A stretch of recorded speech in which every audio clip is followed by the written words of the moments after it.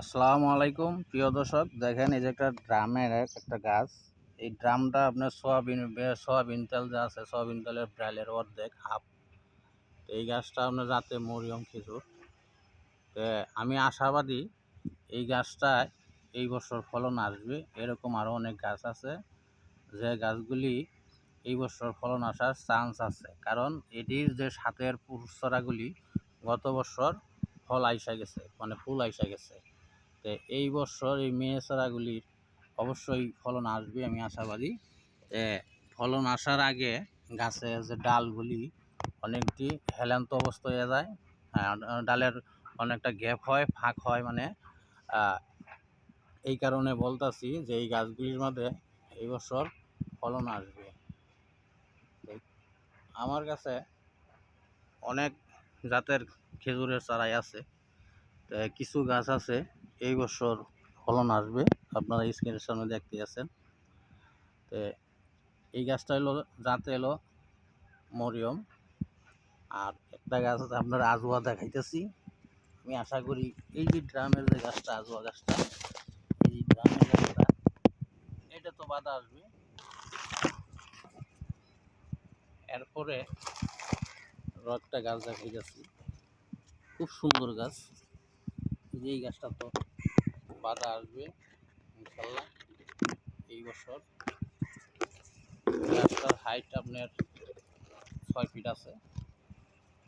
এরকম অ্যাভেলেবেল গাছ আছে দেখেন। তো কিছু গাছ আছে এই বছর ফলন আসবে। আর এই একটা আম্বারের চারা, এটা তো আল্লাহ বাজারে দেখতে পারবেন। এই গাছটি তো বাধা আসবে, বাধা চলে আসবে। আরেকটি গাছ আছে, ওই যে ওই গাছটা দেখেন, এগুলো ড্রামে।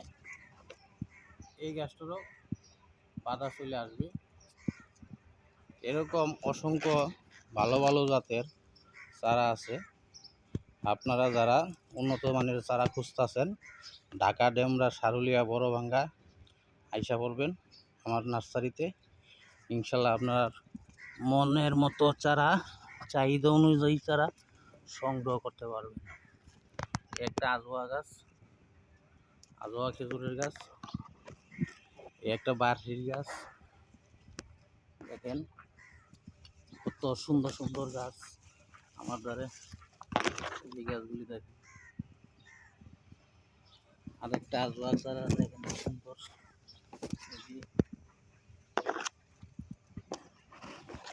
এরকম অসংখ্য ভালো ভালো চারা আমার নার্সারিতে আপনারা পেয়ে যাবেন। এইসব বড় চারা নিতে হইলে সরাসরি আসবেন। সরাসরি আসলে আপনাদের ইচ্ছা মতো চারা সংগ্রহ করতে পারবেন। দেখেন প্রত্যেকটা গাছের গুঁড়ায় আপনারা দেখতে পারতেছেন।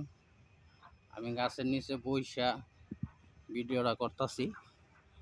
আপনারা যারা ফেসবুক পেজ থেকে ভিডিওটা দেখতেছেন, ফেসবুক পেজটা ফলো দিয়ে আমার সাথে থাকবেন। যারা ইউটিউব চ্যানেল থেকে দেখতেছেন, অবশ্যই ইউটিউব চ্যানেলটা সাবস্ক্রাইব করে আমার পাশে থাকবেন। তাহলেই এই খেজুর গাছগুলি, কতটি গাছে এই বছর ফলন আসে আপনারা ভিডিওতে দেখতে পারবেন। তো যে যেখানে আছেন ভালো থাকবেন। আল্লাহ হাফেজ।